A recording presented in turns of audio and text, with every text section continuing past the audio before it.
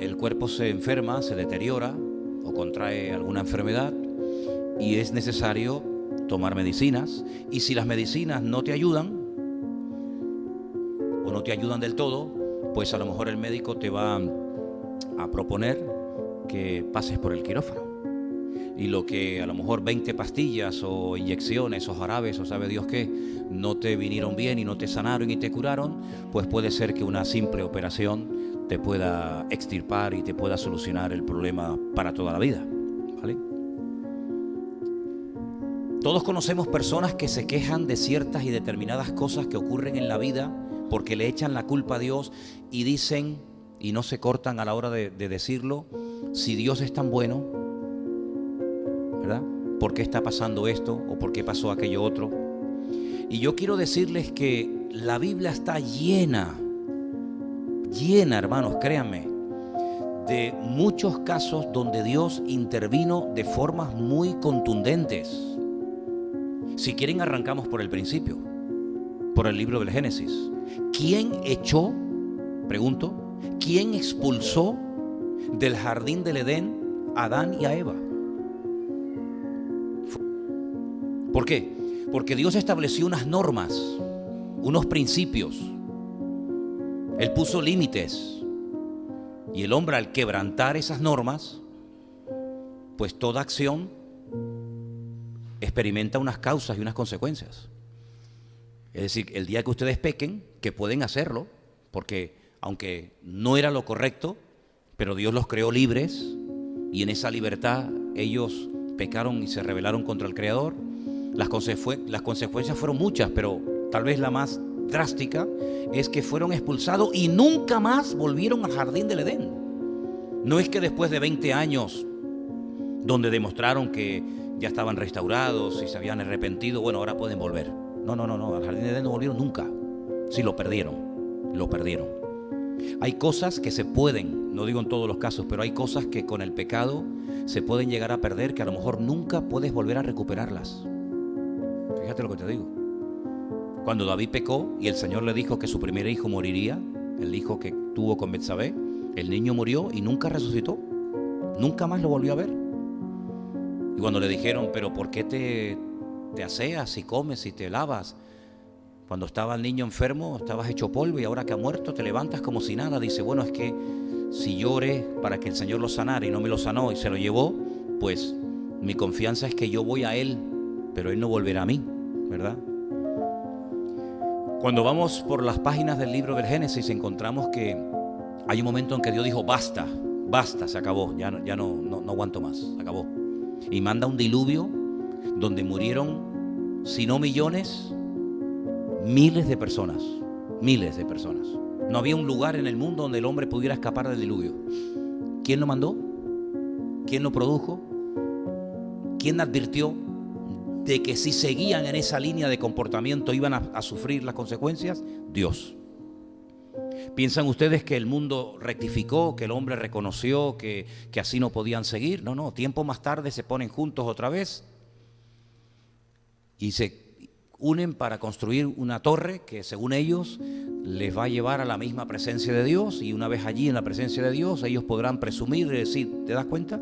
¿Te das cuenta cómo podemos venir a tu misma presencia a nuestra manera y no como tú habías dicho? Y otra vez las consecuencias, otra vez castigo, esparcidos por toda la tierra, etcétera, etcétera. ¿Se acuerdan ustedes cuando, hemos hablado mucho de él, cuando Saúl pecó y desechó la palabra de Dios? ¿Qué hizo Dios? Le dijo a Samuel, yo lo he desechado, vete y úngeme a otro, porque este no me sirve. Consecuencias del pecado, desechado él y su descendencia para siempre. Volviendo un poco atrás, Moisés peca, consecuencia de su pecado, ahora no entras a la tierra prometida. Mira que quería, ahora no entras a la tierra prometida. Consecuencias del pecado cuando entran a la tierra prometida y van en pecado a una guerra, no van en la santidad debida a la situación, que hacen el ridículo y son vencidos por el enemigo en una pequeña población llamada Jai. Josué se rasga las vestiduras y él dice, pero ¿cómo es posible que el otro día al grande le ganamos y al chico perdemos? Y el Señor le dice, es que hay pecado en el pueblo, hay pecado. Se ha abierto una brecha. Yo dije que no se podía hacer esto, alguien lo ha hecho, pero bueno, es uno dentro de un montón de miles o de millones de personas, ¿sí? Pero ese uno ha traído una maldición al pueblo, y hasta que eso no sea extirpado, hasta que eso no sea eliminado, no van a levantar cabeza. Claro, en medio de una multitud tan grande, ¿cómo va a saber Josué de tantos miles y miles y miles de soldados que tenía? ¿Cómo va a saber él quién fue exactamente el que pecó? Bueno, Dios sí lo sabía, ¿sí o no? Y le dijo, pasen mañana todos en fila, uno detrás de otro, y yo te voy a indicar quién es y qué familia y lo que tienes que hacer para empezar de cero. Y lo hizo el Señor. Fue destruido el templo de Jerusalén cuando el profeta Jeremías le decía, o se arrepienten o la ciudad va a ser quemada y el templo va a ser destruido y vais a ser llevados al cautiverio, ¿sí o no? ¿Quién le permitió a Nabucodonosor atacar y destruir el templo y la ciudad de Jerusalén? ¿Quién? Dios. Es decir, detrás de toda cosa que hacemos, todo acto de desobediencia, vienen en mayor o en menor medida una serie de consecuencias, una serie de resultados. Y yo les he puesto estos ejemplos antes de entrar en el pasaje que vamos a leer esta tarde, para que se den cuenta de que esto no es nada nuevo. Si no es nuevo que en un momento puntual el pueblo no levante cabeza, que no haya lluvia, que las cosechas sean un desastre, que el enemigo se ría en la propia cara del pueblo de Dios, que haya debilidad, enfermedad. No es nada nuevo. Si ya desde los tiempos del jardín del Edén lo estamos viendo. El apóstol Pablo le decía, por ejemplo, a la iglesia en Corinto, dice, ¿saben por qué hay algunos hermanos que siempre están enfermos? Y otros están débiles, siempre están débiles. Y otros han muerto porque están haciendo las cosas incorrectamente. Así que no es nuevo, si no es nuevo. Vemos por ejemplo hermanas en la iglesia de Filipo que estaban peleadas la una contra la otra. Vemos en la iglesia de Corinto estos relajos que había, desorden, celos, envidias, contiendas. Pero cuando se abre una brecha, cuando en una congregación, cuando en una vida se abre una brecha al pecado, no queda ahí, sino que esa brecha va permitiendo que cada vez se vayan cometiendo más pecados y llegamos a hacer algo que es totalmente antibíblico, pero que hoy en día está de moda, y es toleramos. Vivimos en una época, no, hay que ser tolerantes, hay que ser comprensivos. Mira, este está llevando una vida de relajo, de desorden, de desobediencia, pero oye, hay que ser comprensivos, hay que ser tolerantes, ¿no? Es interesante que a veces los que piden ser tolerantes o los que piden que se les tolere, a veces son los más intolerantes, dicho sea de paso, ¿no? Y hay una palabra que dicen que el diccionario de la Real Academia Española ha tenido sí o sí, claro, se usa tanto, que ya casi se ha visto en la obligación de tener que adoptarla y tener que incluirla dentro de las miles de palabras que hay. Y es una palabra que los políticos la pusieron de moda. Y yo quiero que la pongamos ahí y leamos la definición, porque está muy de moda esta actitud. Y es la palabra buenismo. ¿La habéis oído? El buenismo. Bueno, pues ahí la tienen. Es un término acuñado en los últimos años y que ha recogido la Real Academia Española desde el 20 de diciembre de 2017. Sí, es una palabra prácticamente que antes de esa época no estaba en ningún diccionario. La palabra buenismo. Y designa determinados esquemas de pensamiento y actuación social y política, como el multiculturalismo y la corrección política. Es decir, que de forma bien intencionada pero ingenua y basados en un mero sentimentalismo carente de autocrítica hacia los resultados reales, demuestran conductas basadas en la creencia de que todos los problemas pueden resolverse a través del diálogo, la solidaridad y la tolerancia.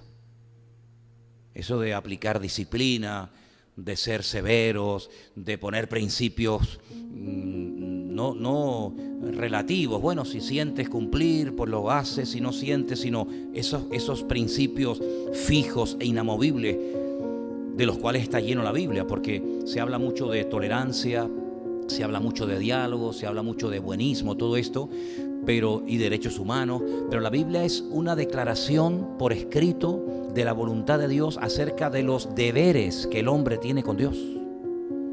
Eso es la Biblia, utilizando términos modernos. La Biblia es la declaración por escrita de Dios de los deberes que tiene el hombre y la sociedad con el Creador. Que los cumpla o no, ese es otro tema. Ya la puedes quitar si quieres. Entonces, ese buenismo, esa actitud de decir, bueno, hay que ser tolerante. No importa si está haciendo una barbaridad o está pecando o está haciendo algo que no es verdaderamente propio de la vida y de la conducta de un cristiano, pero bueno, hay que ser tolerantes. Pues esa actitud no es bíblica. Es decir, Dios no es tolerante con el pecado, y si Él no lo es, ¿por qué lo voy a hacer yo? Dios le da una importancia tremenda al pecado. Si el pecado no te permite demandar de Dios nada, sino que el pecado te expone ante consecuencias que se te van a escapar de tus manos. A veces pueden venir esos castigos en forma no sé, de diluvio, como hemos visto, o en forma de expulsión, o en forma de guerra. Sí, hay muchas formas como Dios puede actuar para corregir y para enseñar a un pueblo, a una nación, a una iglesia, a un ministerio, a una persona. Lo importante es que el hombre capte el mensaje, porque quejándonos por lo que no entendemos y rechazando el trato de Dios no sacamos nada. Entonces, en la iglesia de Corinto, como se dio lugar al desorden, como se dio lugar al pecado, pues ¿qué pasó? Que cada vez fueron cometiéndose y más pecado. Pero la iglesia llegó un momento en el que se adaptó a aceptar cosas que Dios no acepta ni permite como si fueran normales. Y hay un capítulo, que es el capítulo 5 de Primera de Corintios, que yo lo voy a leer, si la porción que ustedes van a buscar ahora en su Biblia o que vamos a poner en la pantalla, yo lo voy a leer desde otra versión que me pareció buenísima y que nos va a ayudar mucho a entender el tema que quiero compartir con ustedes. Concretamente está en Primera de Corintios capítulo 5 del versículo 1 al 13. Si ustedes quieren seguir la lectura por la pantalla, lo pueden hacer, pero presten atención a esta versión que yo les voy a leer, que es muy buena, me gustó mucho acerca de esta porción. Y dice así, Primera de Corintios capítulo 5, versículo 1. Se dice por ahí que hay promiscuidad sexual entre vosotros, y hasta un punto que no se da ni entre los paganos, llegando a darse el caso de que uno mantiene relaciones con la mujer de su propio padre, y no le dais ninguna importancia, y hasta presumís de ser tolerantes en lugar de lamentarlo y tomar medidas, como es vuestro deber, para que no sea admitido entre vosotros el que ha cometido tales desmanes. Buenísima, ¿eh? En cuanto a mí, ausente físicamente, pero identificado con vosotros en espíritu, ya me he pronunciado como si yo estuviera presente entre vosotros. Por lo que se refiere al que ha perpetrado tal acción, mi veredicto es que, reunidos en el nombre del Señor y contando con mi presencia en espíritu, respaldados por el poder del Señor Jesús, entreguéis al que así ha actuado, a Satanás, para que sea eliminada de su cuerpo la concupiscencia, para que su espíritu se salve en el día de nuestro Señor Jesucristo. Vuestra presunción no me causa ninguna gracia. ¿Es que no sabéis todavía que un poco de mala influencia puede corromper a toda una sociedad? Limpiaos de la vieja y mala influencia, para que podáis empezar de nuevo con limpieza, como Dios os ha limpiado.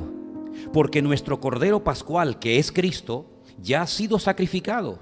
Así que hagamos fiesta no a la manera corrompida de antes, ni con la mala influencia de corrupción, sino con los actos de sinceridad y de integridad.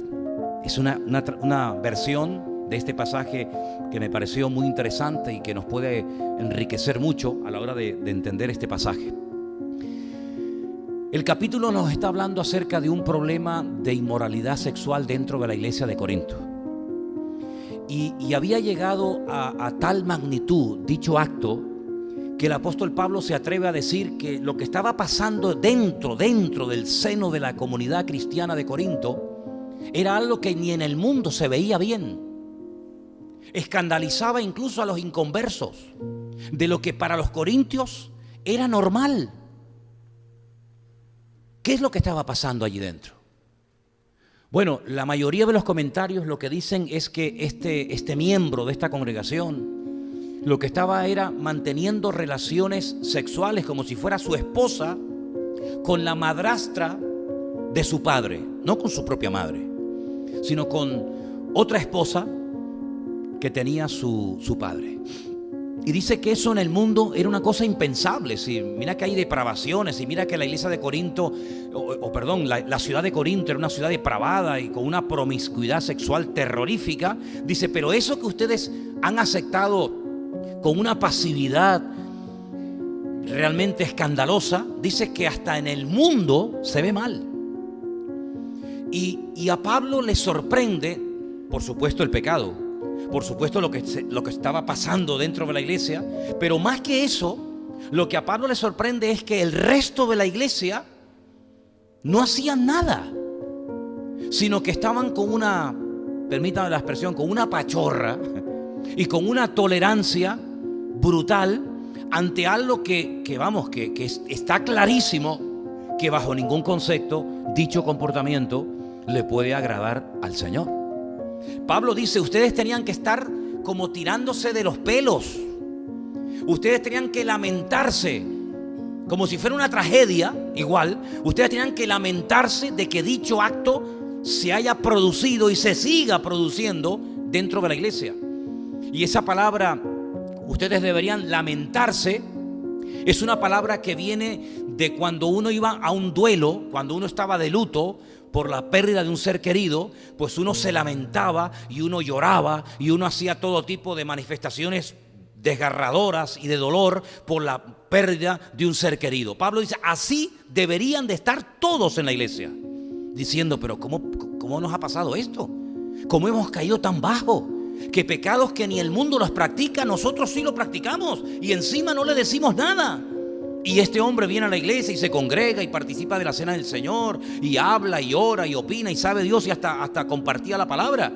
Pablo dice, esto tenía que ser algo que trajera una tristeza y un dolor a la iglesia terrible. Y veo que ustedes están sin ningún tipo de reacción opuesta a dicha actitud. Entonces Pablo se entera de este problema y entonces Pablo dice, miren hermanos, yo no estoy presente en este momento entre ustedes, pero les hablo como si estuviera en este momento entre ustedes. Por lo menos espiritualmente estoy.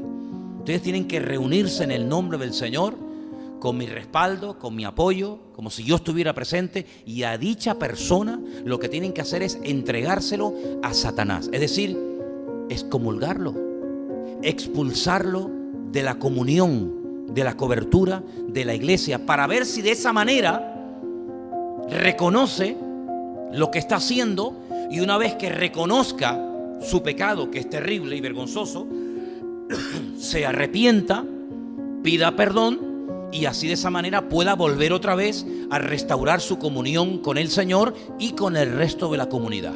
Así que eso es lo que ustedes tienen que hacer. Es decir, tú quieres vivir como un mundano. ¿Quién gobierna en el mundo? ¿Quién es el príncipe de la potestad del aire? ¿Quién es el príncipe del mundo? ¿El diablo? ¿Tú quieres vivir como un hijo del diablo? Porque esta no es la conducta de un hijo de Dios. Por lo tanto, si tú quieres vivir como uno que no conoce al Señor, es decir, como un hijo del diablo, como un hijo de desobediencia, otra expresión muy bonita que Pablo utiliza en otra epístola, pues lo que tienen que hacer es decir, si tú quieres vivir como un hijo del diablo, pues te vas con el diablo. Y así de esa manera se producirá en la iglesia, primeramente, una confrontación acerca de una realidad que lo que está haciendo es tirar por el suelo el testimonio de toda la congregación delante del mundo. Por otra parte, esta persona, al verse excluida, al verse fuera de la iglesia sin poder tener ningún tipo de comunión con los hermanos ni con el Señor, puede volver en sí, y entonces cuando vuelva en sí y se arrepienta, pues ustedes otra vez lo vuelven a aceptar dentro de la congregación. Esto que puede parecer extraño, que gracias al Señor no es algo que ocurre todos los días, a veces ocurre. A veces es necesario ser tremendamente contundente y no caer en ese buenismo que ya hemos explicado y hemos puesto la definición. No caer en ese buenismo de decir, bueno, pero cada uno tiene sus debilidades. El que no corre vuela, dicen algunos, ¿no? El que no peca en esto, peca en aquello. Sí, pero ¿sabes lo que pasa? Tenemos que tener visión de cuerpo, que es lo que muchas veces hay cristianos que no tienen. Tienen una visión pero muy pobre, una visión muy individualista, no tienen una visión de cuerpo. ¿En qué área de la iglesia, sobre todo en el área del testimonio público, puede llegar a afectar dicho comportamiento dentro de nosotros? Es decir, por no querer desprenderte de un miembro de tu cuerpo, ¿estarías dispuesto a que ese miembro, llegue a cangrenarse y perder la vida? Como dijo el Señor, más vale entrar con un solo ojo o a la presencia del Señor que tener los dos y perder la opción de entrar en su presencia. Es decir, ¿hasta qué punto estamos dispuestos a entender que el pecado de una persona puede contaminar al resto? Y yo creo que hay muchísimos ejemplos en la naturaleza que el Señor utiliza y nos ha dejado para darnos cuenta de que a veces una sola manzana podrida puede llegar a echar a perder todo un saco de manzanas o de papas o de lo que sea que estaban sanas. Entonces el buenismo, que yo creo que ha quedado bien claro lo que es, esa actitud de, una tolerancia, pero ¿tolerancia a qué? ¿Al pecado? Pero si el Señor no es nunca jamás ha sido el Señor tolerante con el pecado. Esa actitud de no hacer nada puede llegar a contaminar totalmente a todo el cuerpo. Uno de los efectos del evangelio, del verdadero evangelio, no de estas cosas que a veces se enseñan que no tiene nada que ver con el evangelio. El verdadero evangelio, una de las cosas que quiere hacer es derrotar en nuestra vida toda actitud contraria a la santidad de nuestro Dios. Le tuvo que decir una vez el Señor a Samuel: es que te he dicho que no ores más, es que no sé por qué insistes, yo ya lo he desechado. ¿Qué me quieres convencer a mí de que me he equivocado? Si yo te he dicho que lo he desechado. Oye, cuando Dios desecha a Saúl, no es porque Dios no tenga misericordia. Es que ni se nos pasa por la cabeza pensar que Dios está cometiendo una gravísima injusticia con Saúl. Cuando el Señor le dice al profeta Samuel: yo lo he desechado, por favor vete a la casa de un tal Isaí y búscame a otro y úngeme a otro como rey de Israel. Lo harto que tenía que estar Dios y lo justo que es Dios cuando dice: si dejamos a este hombre en el trono de Israel, va a llevar el país a la ruina, como lo estaba haciendo. Y por querer salvar a uno, vamos a perder a todos. Por lo tanto, es mejor cortar a uno y salvar a todos que querer salvar a uno y perder a todos. Entonces el evangelio, el verdadero evangelio, la palabra, siempre produce en nosotros una confrontación. Yo les he dicho en muchas ocasiones que hace muchos años asistí a un retiro de pastores donde el que compartía ese día la palabra dijo una frase que yo en mi vida he podido olvidar, y es que lo he podido comprobar que es cierto, es así: sin confrontación no hay cambio. Si esperamos que algunas personas que llevan una vida de desorden, que llevan una vida de un cristianismo light, donde no hay compromiso, donde no hay crecimiento, donde no hay madurez, cambien con el tiempo, nos equivocamos, hermanos. No es así. No es así. A veces con el tiempo empeoramos en vez de mejorar. Si usted tiene un cáncer, el cáncer no va a desaparecer con el tiempo. El cáncer se va a reproducir más. Y lo que era pequeño y operable y era posible que con una operación se pudiera salvar esa vida, si usted deja pasar demasiado tiempo, al final lo que se podía haber salvado se termina muriendo. Y con el pecado no podemos ser tolerantes. Con el pecado tenemos que hacerle la guerra. Porque no terminar de reconocer que cuando yo cometo un pecado tengo que experimentar sí o sí en mi vida consecuencias, es ir en contra de los principios básicos del evangelio. Cuando David pecó, sí, claro, el Señor perdona, faltaría más, y el Señor restaura, pero las consecuencias las pagó toda su vida. Yo he conocido a muchas personas que se llegaron a convertir al Señor, que incluso algunos llegaron a ser pastores, pero terminaron muriendo de SIDA, porque en su época anterior, en su etapa anterior a conocer al Señor, estuvieron en el mundo de la droga, pero que muy metidos, intercambiaban jeringuillas, se contaminaron, sí, se salvaron. Su alma, su espíritu se ha salvado.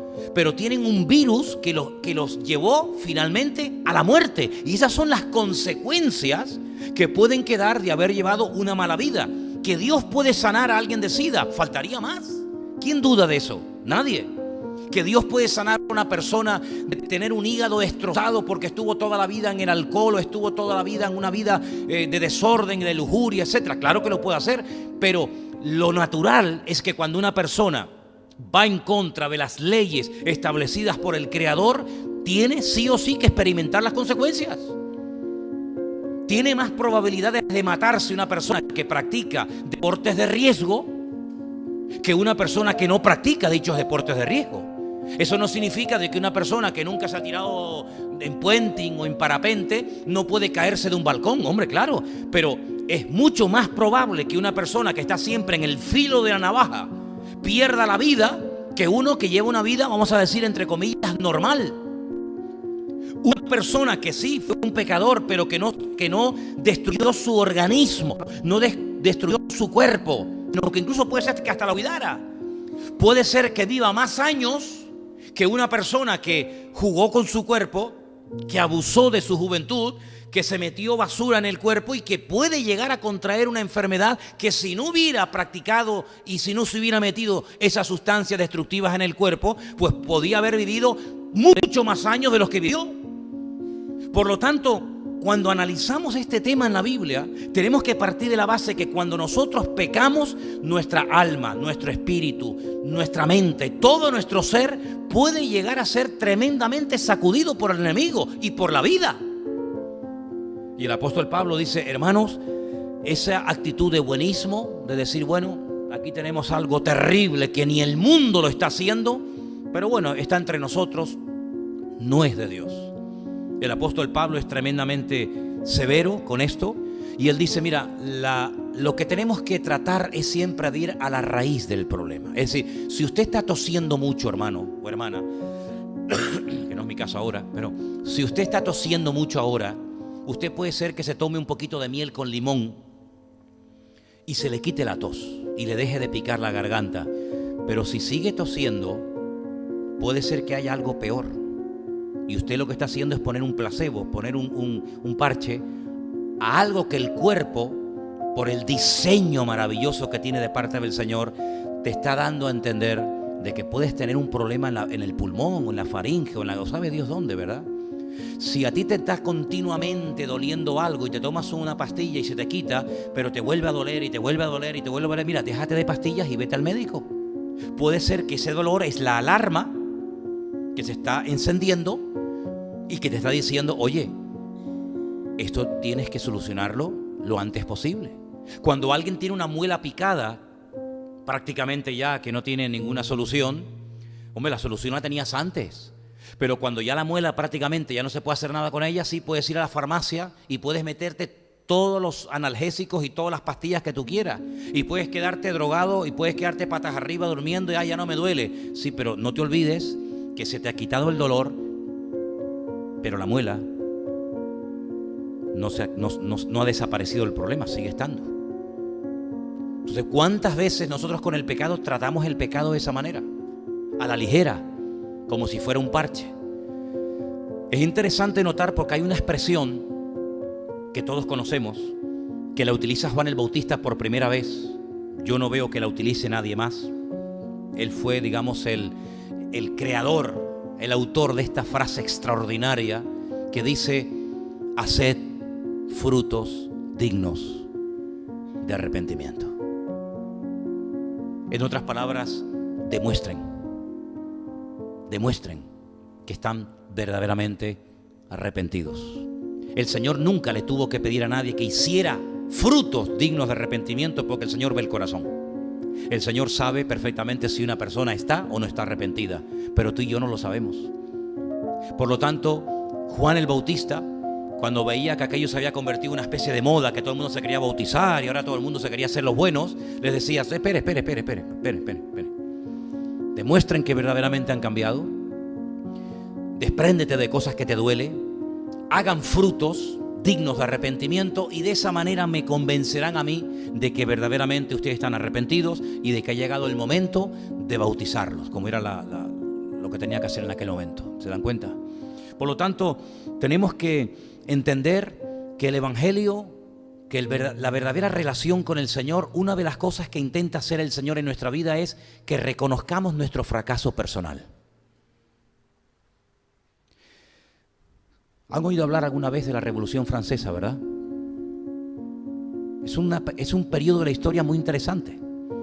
Si creen que cortando cabezas y poniendo un lema tan bonito y tan, ¿no?, libertad, igualdad y fraternidad, ya está todo solucionado. Sí, la Revolución Francesa fue un auténtico fracaso. Y hoy en día siguen algunos empeñados hasta en crear ministerios basados en los principios de la Revolución Francesa, donde la igualdad, la libertad y la fraternidad. Mire, ni somos iguales, ni hay libertad sin Cristo, ni hay fraternidad, porque se confunde la promiscuidad sexual con la fraternidad. Entonces no confundamos utilizando términos muy bonitos, que el único que puede producirlos es nuestro Dios. Porque es el único que puede restaurar el corazón del hombre de adentro hacia afuera y no de afuera hacia adentro. Cuando el Señor se presenta en el lago de Galilea, la primera pregunta que le hace a sus discípulos es muy interesante, que es una pregunta que les confronta con una realidad. ¿Habéis pescado algo? Si no me vengan con milongas. No, es que hemos estado toda la noche. Es que yo no les he preguntado cuánto tiempo llevan intentando pescar. Es que yo no quiero saber eso. Bueno, es que hoy hay un clima, es que las nubes, es que los peces. No, vamos a ver, quiero saber, ¿hay resultados de vuestra tarea, de vuestra faena, sí o no? No, Señor, no hemos pescado nada. Vale, perfecto. Mira, para poder cambiar hay que comenzar a aceptar que hemos fracasado delante de Dios. Hasta que nosotros no reconozcamos nuestra realidad, estamos viviendo en el mundo de Yupi. Estamos tratando de justificar lo injustificable. ¿Qué justificación se le podía dar a una persona que estaba dando un pésimo testimonio de cara al público y que encima había adormecido, anestesiado a la iglesia de tal manera que se había convertido en una iglesia tolerante y pasiva al pecado? El apóstol Pablo es tremendamente contundente y dice, es que así este hombre no va a cambiar, porque este hombre se ha acostumbrado a mantener su vida de desorden, a romper su relación con Dios en cuanto a la santidad se refiere, pero sigue asistiendo a la iglesia. Sí, el problema de este fornicario, ¿verdad? El problema de este hombre no es que haya dejado de creer en Dios. Él sigue creyendo en Dios, pero está viviendo una vida paralela a la que Dios ha enseñado en los evangelios. Da la impresión que cuando Pablo confronta a la iglesia de Corinto, por lo menos la sensación que ahí me da, es que antes de Primera de Corintios, ellos habían recibido otra carta que no tenemos en la Biblia. ¿Y en qué me baso para decir esto? En lo siguiente. Porque Pablo hay un momento que le dice, hermanos, mire, yo no les escribí, luego está haciendo referencia a lo que les había dicho, yo no les escribí que no se juntaran con fornicarios. Yo no les dije eso. Yo no les escribí diciéndoles que no se podían juntar con borrachos o con adúlteros. No, yo no les escribí eso. Vamos a leerlo. Vamos a ir a Primera de Corintios, por favor, para que veáis exactamente las palabras que el apóstol Pablo les dice a estos hermanos. Estamos en el capítulo 5, versículo 9. Tal vez podemos ponerlo ahí, por si alguien quiere seguir la lectura. Repito, Primera de Corintios 5, del 9 en adelante. ¿Lo tienen, hermanos? De vez en cuando díganme algo para animarme. Gracias, hermano, le agradezco. Sí, yo me animo también. Bueno, ahí lo tenemos. Os he escrito por carta que no os juntéis con los fornicarios. No absolutamente con los fornicarios de este mundo, o con los avaros, o con los ladrones, con los idólatras. Dice, pues en tal caso os sería necesario salir del mundo. Sí, vamos a parar un momento, para. Sí, si no nos podemos juntar con ladrones, con fornicarios, con avaros, pues hombre, es que cuando abrimos esas puertas y salimos allá afuera, toda esa lista está allá afuera. Sí, el que no es avaro es un ladrón, el que no es un mujeriego. Bueno, si te cuento anoche lo que pasó aquí en el barrio, ya es para echarse a correr, ¿no? En fin, aquí el que no corre vuela. Pablo dice, no, es que yo no les he dicho que no se pueden juntar con ladrones, con fornicarios, yo no les he dicho eso, Como que malinterpretaron al apóstol, ¿no? Dice el 11, yo lo que les escribí es que no os juntéis con ninguno que llamándose, dígalo fuerte, hermano. Eso es otra cosa, eso es otro tema. Que no os juntéis con ninguno que llamándose hermano fuere fornicario, avaro, idólatra, maldiciente, así que hable mal, que sea un borracho, ladrón, con el tal ni aun comáis. Y eso es palabra de Dios. ¿Qué te parece, amigo? Eso es lo que está diciendo Pablo. Vamos a ver, no me malinterpreten. Yo no les he dicho a ustedes que no se junten con ladrones, con malicia, ¿no? Porque hasta el mismo Señor Jesucristo lo hacía. No fue a comer a casa de publicanos y no se dejaba a veces lavar los pies por personas que no tenían una reputación muy digna, que digamos. Es que estamos en el mundo todo el mundo comete uno, varios o muchos pecados. Pero si no nos acercamos a ellos para evangelizarlos, ¿cómo dejarán el pecado? Pablo lo que dice es que lo que ustedes no tienen que caer en el error de permitirle a uno que dice que es hermano nuestro, dice que tiene nuestro mismo padre, porque yo soy hermano tuyo si tenemos el mismo padre, ¿no? Si no tenemos el mismo padre espiritualmente hablando, no somos hermanos, seremos amigos, seremos vecinos, conocidos. Si hay alguien que dice que es mi hermano, luego Cristo es su Salvador, el Padre, Dios es su Señor, pero lleva una vida de desorden, de avaricia, de fornicación, de idolatría, de borrachera, etcétera, dice, con esa persona no se puede uno juntar ni para comer. Entonces Pablo era una persona tremendamente severa e intolerante con el pecado. Y muchas veces nosotros no nos damos cuenta de que así deberíamos de ser también los cristianos hoy en día, ¿o no? Ahora, es interesante que hay algunas personas que no quieren aceptar su realidad. Y yo me he preguntado, ¿por qué? ¿Por qué a veces hay gente que le cuesta tanto reconocer lo que es evidente y lo que todo el mundo sabe y ve? ¿Por qué? Bueno, yo he llegado a la conclusión de que hay gente que tiene miedo de que la gente sepa cómo en el fondo es realmente él o ella. Es decir, es como una especie de caparazón, ¿no? Una especie de coraza. A veces cuando voy a pasear a Trotsky por aquí, por el barrio, hay algunos gatos que cuando nos acercamos a ellos se agachan y quieren pasar como desapercibidos. Se meten debajo del coche y agachan las orejas y no se mueven, se quedan quietos porque le tienen miedo al perro. Entonces adoptan una postura de que no me muevo, que no me descubra, porque en el fondo tiene miedo. Y hay personas que actúan por el miedo. No, que no se enteren que yo tengo esta debilidad, no se lo digas a nadie. Pero ¿sabes una cosa? La Biblia dice que el pecado, en unos más y en otros menos, termina descubriéndonos. ¿Sí? No puede una persona ocultar toda la vida su pecado. Tarde o temprano el pecado o sale, a menos que lo confieses delante del Señor. Tarde o temprano se descubrirá lo que tú en el fondo eres, te guste o no. Pero hay personas que están dominadas por el miedo, y el miedo paraliza, y el miedo hace que la persona se quede ciega y que la persona no admita que tiene un gravísimo problema.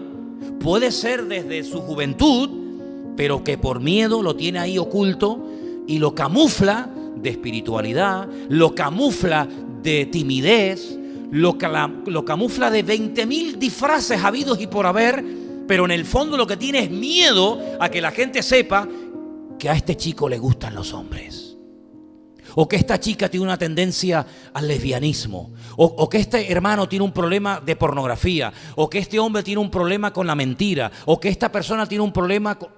Entonces hay ese miedo a que la gente no sepa cómo yo soy realmente en el fondo. Y la Biblia nos enseña que el miedo no es el mejor consejero, ni Dios lo produce, porque lo que hace el miedo es que te ciega y quieres vivir una vida diferente a lo que tú realmente eres. Creo que también hay otro tipo de personas que por orgullo no quieren reconocer su realidad y te dicen, no, yo no estoy tan mal. Y tú lo ves destruido, tú lo ves hecho polvo, pero él o ella no se ven tan mal. No, yo controlo. No, yo puedo, déjame. Yo cuando te necesito ayuda te llamo. Pero es que hay un orgullo que te impide reconocer que necesitas urgentemente ayuda, amigo.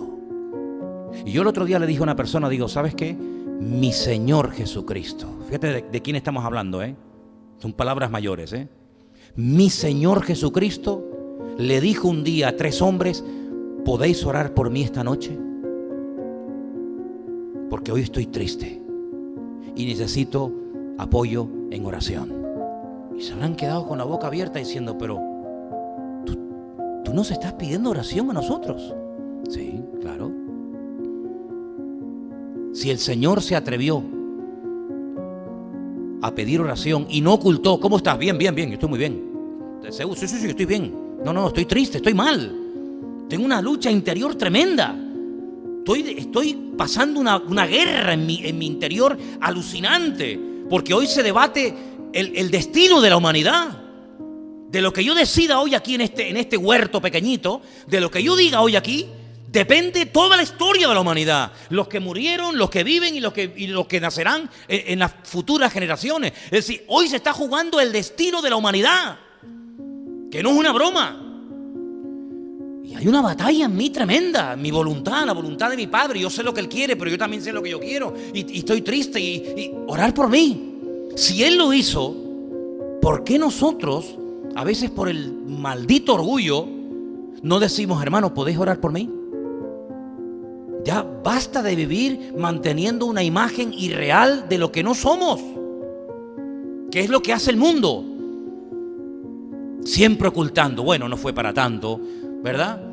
Uno de los problemas que este gobierno que acaba de ser quitado de en medio ha tenido siempre es que nunca ha querido reconocer y admitir que ha hecho cosas que están mal. Y el pedir perdón es tan bíblico como el dar testimonio cuando Dios me bendice, ¿sí o no? Padre, he pecado contra el cielo y contra ti. Bueno, gloria a Dios, gloria a Dios. Claro, ya cuando viene la segunda parte, el padre lo interrumpe y dice, no, espera un momento. Tu parte es reconocer que has pecado, que has roto tu relación con Dios, por eso saliste de la casa mal. Y aquí hay algo muy interesante que descubrir de esta parábola. ¿Cómo se va de esta manera este muchacho? ¿Cómo pega un portazo? ¿Cómo tiene la desfachatez de pedirle la herencia al padre cuando el viejo aún está vivo? Pues porque no tenía relación con Dios. Y cuando no hay relación con Dios, tarde o temprano, pegamos coces, pegamos la pataleta, pegamos el portazo. Y la evidencia de que este muchacho estaba mal es que no tenía relación con Dios. Y hasta que su relación con Dios no sea restaurada, su vida no va a ser restaurada. He pecado contra el cielo y contra ti. Cuando se peca contra el cielo, siempre se peca contra alguien. Y cuando se peca contra alguien, siempre pecamos contra el cielo. No se puede separar una cosa de otra. No me puedo llevar bien con Dios y mal contigo. No me puedo llevar bien contigo y mal con Dios. Es inseparable. Si he pecado contra el cielo, también he pecado contra ti. Y si he pecado contra ti, también he pecado contra el cielo, porque el cielo me dice que tengo que honrar a mi padre y a mi madre. Por lo tanto, quiero empezar de cero. Pero no vengo con exigencias. Así que denme de comer, maten el becerro gordo, invita a la orquesta municipal y comienza a invitar a todo el mundo porque yo he venido a la casa. No viene con exigencias. Sino dice, mira, padre, como a un jornalero. Como a un jornalero. Claro, es que para entender esto hay que ponernos en la mentalidad de hace 2000 años. Un jornalero, un trabajador hoy en día tiene, a pesar de lo que ha pasado, pues ciertos y determinados derechos. Tiene un derecho a jubilación, tiene un derecho a paro, tiene un derecho a vacaciones, tiene que después los cumplan o no los empresarios, es otro tema, ¿no? Pero hoy en día un trabajador tiene una serie de derechos. ¿Pero qué derechos tenía un jornalero hace 2000 años? Eran esclavos. De sol a sol trabajaban, sin vacaciones, sin descanso, sin jubilación, sin paro, sin nada. ¿No se acuerdan cuando el Señor dice, a ver, díganme ustedes un hombre, díganme ustedes a alguien que cuando llega a la casa y viene el trabajador del campo reventado después de haber trabajado todo el día, le dice, bueno, vete tú primero a comer, dúchate y después cuando ya estés comido y aseado vienes y me pones de comer? No, aunque suene cruel, pero es que es la realidad la que está contando el Señor. La Biblia es un relato de realidades, no de ciencia ficción. No, tú primero me pones de comer a mí. No le preguntan, ¿ya comiste? No, yo primeramente como y me lavas los pies y recoges la mesa y lavas la loza y al final del día comes tú. Claro, uno dice, pero es que esto es una sociedad cruel. Es que así era la sociedad de los tiempos de la Biblia. Cruel, hermano, era cruel con los animales, con las mujeres, con los niños. Era una sociedad sin escrúpulos. Y más los romanos. Ya los romanos, si tenían la desgracia de ser un esclavo de un romano, bueno, ya eso era la peor desgracia que te podía caer en la vida. Eso morías a palos y sin derecho. ¿A quién te vas a quejar? ¿A qué sindicato? A nadie. Y este muchacho viene y dice, hazme como uno de ellos, sin derechos ninguno, como a uno de tus jornaleros. Él está dispuesto a asumir que por consecuencia de su pecado, como consecuencia de su pecado contra el cielo y contra su padre, ya no puede recuperar la posición que ha perdido. Yo he perdido posición, yo he perdido prestigio, yo he perdido credibilidad delante de mi padre. Por lo tanto, ¿cómo voy a venir con exigencia? No tengo derecho a pedir nada. Entonces el padre, viendo una actitud tan increíble en él, le dice, no, para. Ahora yo sé lo que tengo que hacer. Y entonces ya el padre, pues en fin, todos conocemos que si la fiesta, que si el becerro gordo, que si el anillo, que si el vestido, que si los zapatos, ¿verdad? Pero fijaros la actitud con la que vuelve el hijo pródigo. Entonces muchas veces yo me pregunto, digo, ¿esta persona dejó el pecado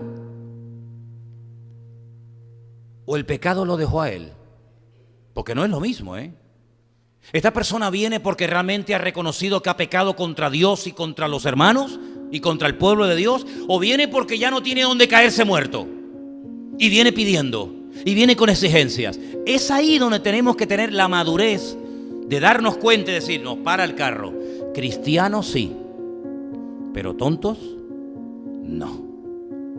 Vete, le dijo una vez el Señor a una persona, ¿se acuerdan? Y le dice, una cosita antes que te vayas, no peques más, ¿eh? ¿Qué te parece? Vete, sí, vete. Pero no peques más. Y a otro,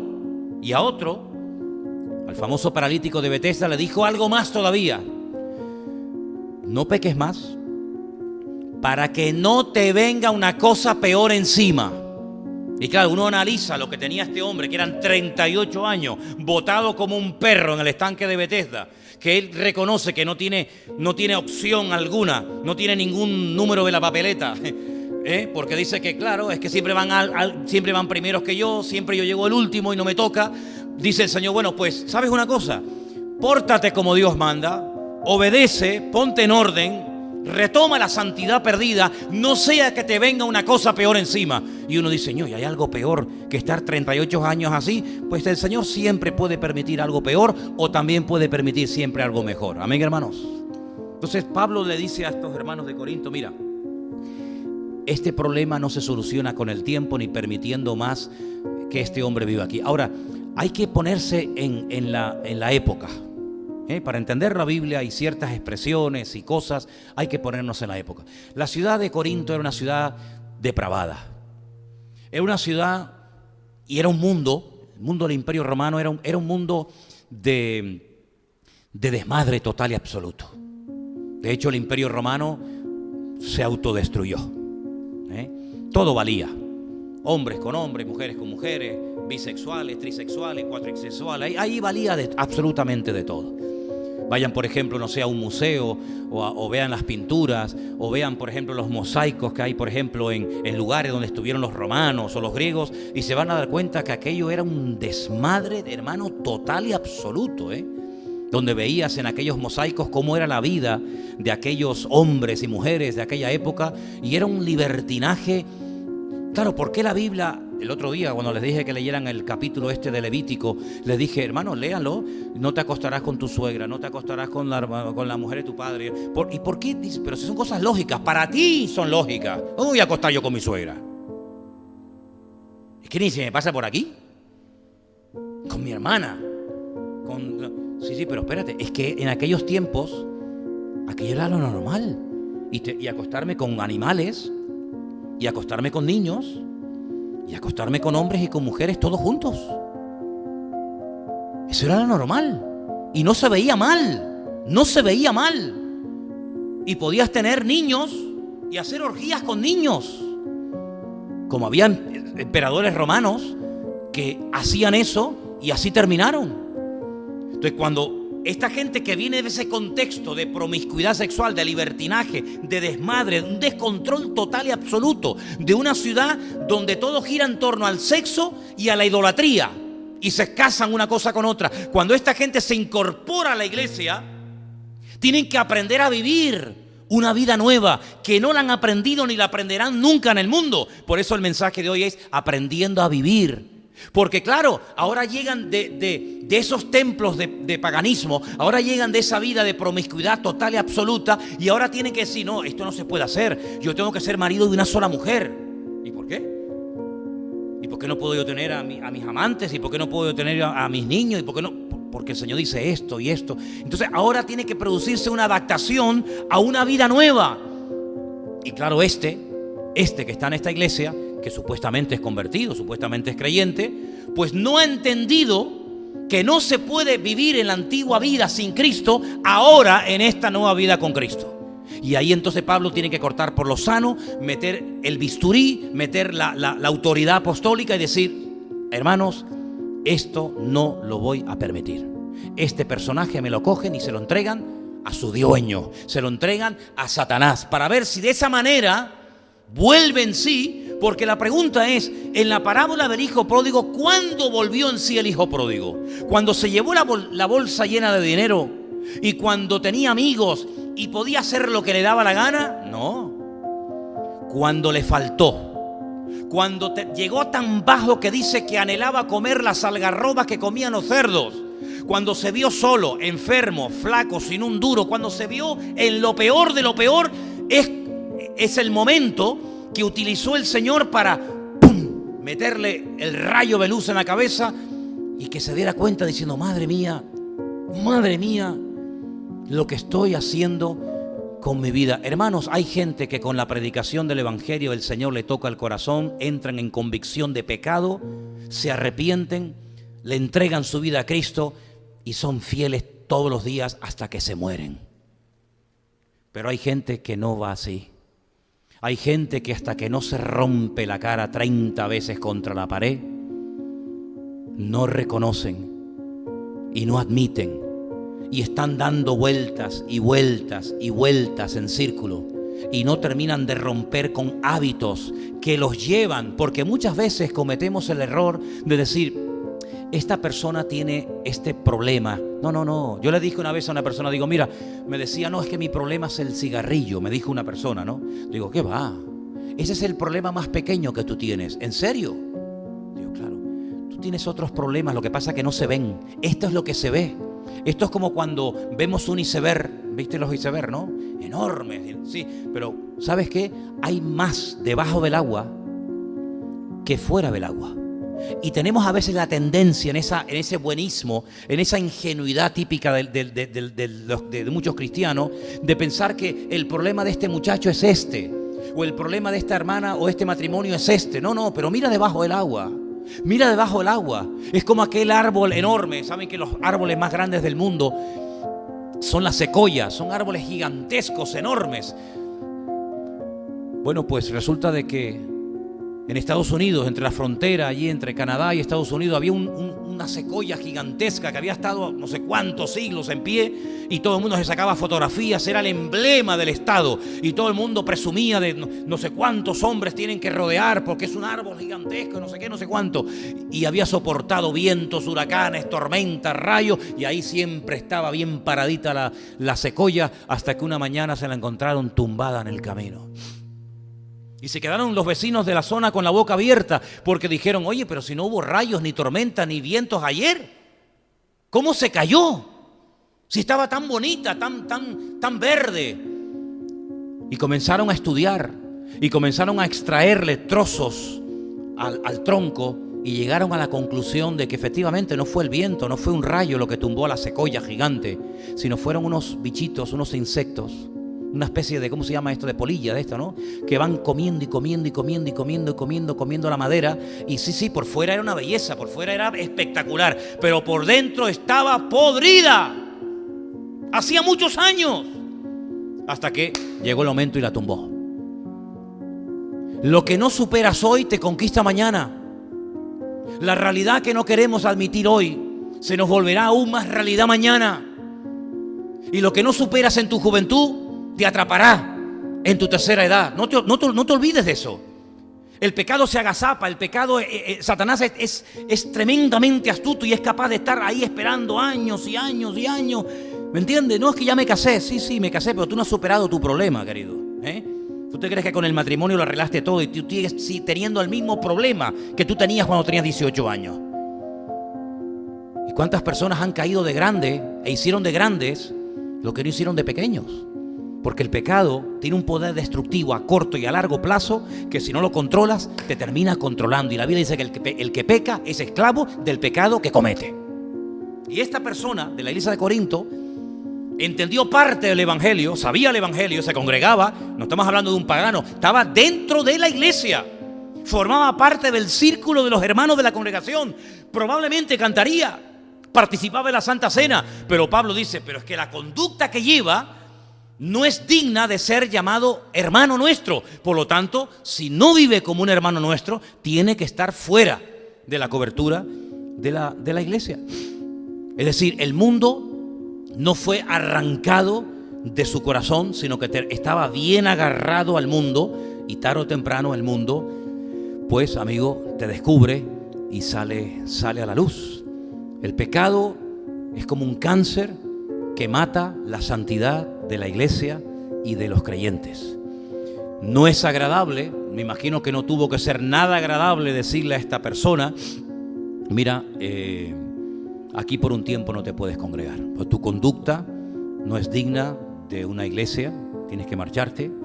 Se tuvieron que tomar medidas muy en serio contra el pecado, porque el pecado es dañino, es contagioso, y estamos entrando en una tolerancia que al final esto va a sentar un precedente y otras personas van a hacer lo mismo, y después no vamos a tener autoridad para decirle: tú no lo hagas, cuando tú me puedes decir sí, ¿y por qué aquel lo hace? Me lo prohíbes a mí, pero se lo permites a aquel porque es el hijo del pastor, o la hija de fulana, o el hijo de mengano. Por lo tanto, Pablo es tremendamente contundente y dice: aquí el problema no se soluciona orando. ¿Por qué no dice: hermano, oren por este hermano para que deje de vivir con su madrastra y deje el pecado? No pide oración. No dice: bueno, quítenle la Santa Cena, pónganlo en una silla aparte. No, es que hay situaciones que uno tiene que ser tremendamente contundente. Cuando se te pincha la rueda de un coche, la única forma de solucionar el problema es poniendo otra rueda o arreglando el parche, arreglando el pinchazo. No hay otra forma. Voy a echarle un poquito de agua al coche, que hace tiempo que no le echo. Voy a echarle un poquito de aceite. Pero es que el problema no está en el agua ni en el aceite, mijo. El problema está que tienes la goma picada y como sigas circulando la vas a reventar y te vas a quedar sin goma. Y lo que podías haber arreglado con un parchecito, al final vas a tener que tirar a la basura. Entonces tenemos que tomarnos en serio todo esto, porque la Biblia habla muy claramente acerca del fracaso personal del hombre. El hombre ha fracasado en todos sus intentos. El hombre puede estar cargado de muy buenas intenciones, puede tener muy buenos planes, sueños y proyectos, pero la Biblia nos enseña que cuando el hombre peca, las consecuencias que le vienen a su vida a corto y a largo plazo, amigo, son tremendas. son tremendas. Y prueba de ello que todos nosotros, a pesar de que nos hemos convertido, y a pesar de que, bueno, como en mi caso y en otros casos, nos dedicamos a servir al Señor y a predicar su palabra, vamos a morir. Y uno dice, bueno, ¿y por qué la conversión no anula el poder de la muerte? Porque la Biblia dice que la muerte es la consecuencia directa del pecado sobre la parte física del hombre. Por lo tanto, hay consecuencias de que ni la conversión anulan. Fíjate lo que te digo. Porque moriremos, claro, sabemos que tenemos vida eterna, sabemos que estaremos por la eternidad en la presencia del Señor, gloria a Dios, amén, hermano. Pero la consecuencia del pecado es la muerte. Y tarde o temprano, a menos que el Señor nos lleve en vida, todos moriremos. Luego hay consecuencias que sí o sí se van a producir, incluso siendo cristiano. Imagínate no siéndolo. Imagínate desobedeciendo al Señor. Por eso el orden, la santidad, la obediencia, la fidelidad, el sometimiento a la palabra de Dios son cosas fundamentales, no son opcionales. Bueno, mira, yo tengo un coche y si quiero le pongo una pita que suene más o suena menos. Bueno, da igual.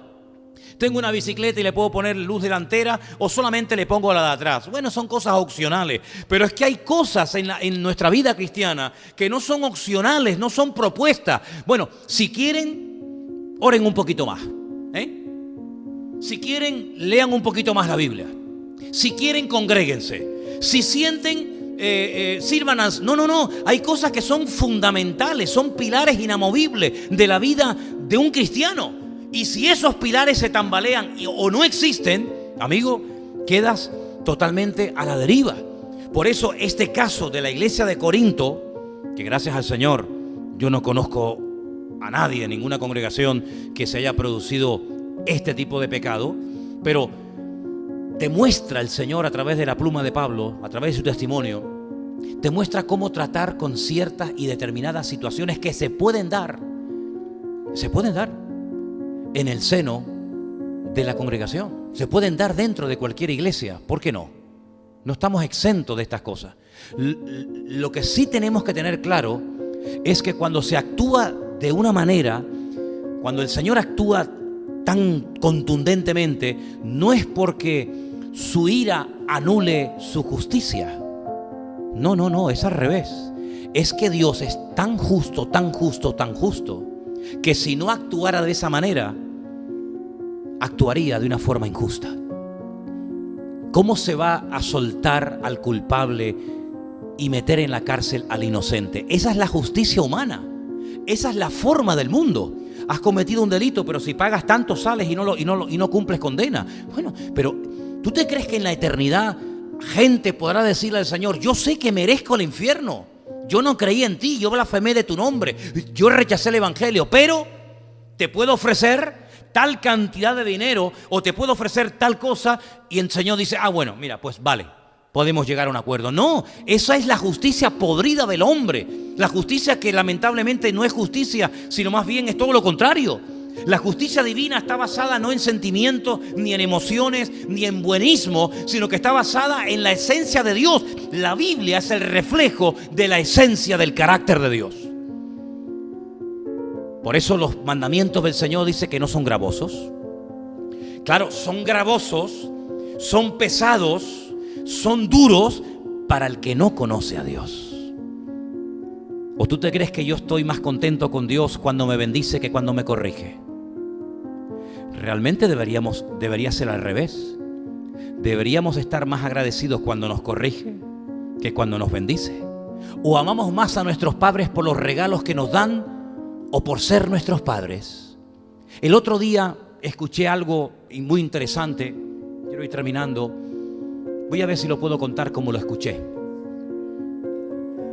Un hombre llegó al aeropuerto a coger el avión que tenía que coger y se le escapó el vuelo y comenzó a quejarse y comenzó a decir todo tipo de barbaridades, utilizando incluso malas palabras porque había perdido el vuelo que él tenía que coger.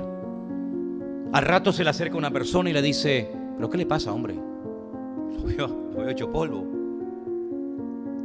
Es que perdí el vuelo y yo no sé cuándo podré coger otro vuelo para ir a mi casa. Y le dice, hombre, pero usted tiene que estar tremendamente agradecido. ¿No ha oído lo que ha pasado? Dice, no, ¿qué pasó? El vuelo se cayó. No me diga. Se cayó. Murieron 275 personas. No se salvó nadie.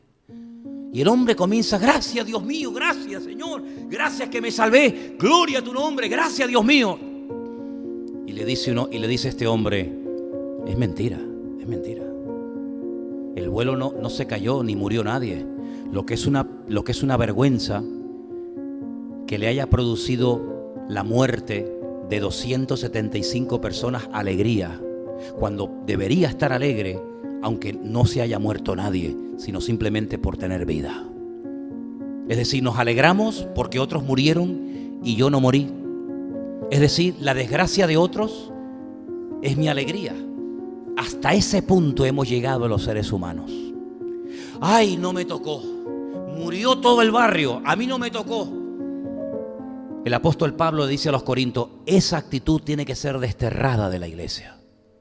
Ese conformismo, decir, bueno, yo no estoy en pecado, yo no estoy en desorden, yo no estoy dando un mal testimonio, la mala vida la está llevando otro. Cuando Pablo dice vergüenza y lamentarse, toda la iglesia tenía que estar. Porque no os dais cuenta de que somos miembros del mismo cuerpo y lo que afecta a uno, afecta a todos. Si verdaderamente amarais al cuerpo de Cristo, que es la iglesia, y si verdaderamente amarais la honra de Dios de cara al público, de cara al mundo, deberíais de haber actuado sin necesidad de que yo os escribiera en esta línea, sino teníais que haber dicho, no, a Pablo le costó mucho levantar esta obra, nos ha costado mucho predicar el evangelio durante años y años en esta ciudad terrible de Corinto, como para permitirle ahora a este personaje que nos tire por tierra todo el testimonio. Pero como veo que estáis pasivos, como veo que os da lo mismo lo que el mundo diga o no diga, porque ustedes saben que las noticias malas vuelan, pues por eso me tengo yo que reunir con ustedes, aunque estoy ausente, pero espiritualmente estoy presente, y decirle, no, hermano, tienen que hacer esto y aquello, por amor a la honra y al testimonio del cuerpo de Cristo. Así que este concepto del trato de Dios y de la justicia divina lo tenemos que tener tan claro que ni se nos pasa por la mente ni en ningún instante de nuestra vida que es algo injusto lo que Dios puede hacer con nosotros, porque Dios es imposible que nos pueda tratar injustamente. ¿Por qué? Porque Dios es justo de principio a fin. ¿Cuántos dicen amén? Así que lean este pasaje otra vez. Era 1 Corintios capítulo 5 del 1 al 13, y se van a dar cuenta de que uno de los grandes problemas de la iglesia de Corinto es que había perdido la visión espiritual, el discernimiento espiritual, porque el pecado te deja ciego. El pecado no te deja ver tu realidad. Echas la culpa a los demás, echas la culpa al mundo, a la iglesia, a Dios, al diablo, a los hermanos, a los padres, al pastor, a los jóvenes, a los niños. El pecado es algo tan terrible, hermanos. Es una lepra. Es comparado en la Biblia con la lepra, que te va deteriorando tus pensamientos, tus emociones, tus recuerdos, tu mente. Y te das cuenta de que a veces hay personas que están totalmente ciegas, como esas personas que están muriendo de cáncer y tienen aquí un tubo para poder respirar y aún piden otro cigarrillo más. Y tú dices, oye, como le dijo aquel en la cruz, ni estando, oye, es que de verdad es increíble, ni estando en la misma condenación, que te quedan 2 minutos de vida, ni estando a punto de morir, aflojas, te estás burlando y sabes que dentro de 2 minutos te tienes que presentar delante de la eternidad.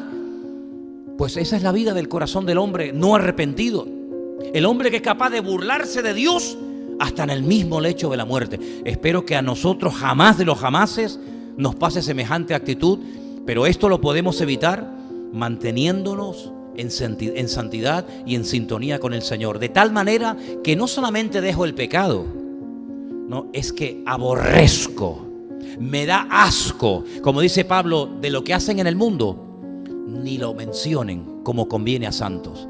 Eso entre vosotros ni hablar de eso, porque las malas conversaciones, como dije el domingo, ¿qué? Corrompen las buenas costumbres. Vamos a orar en esta noche, hermanos. Vamos a orar.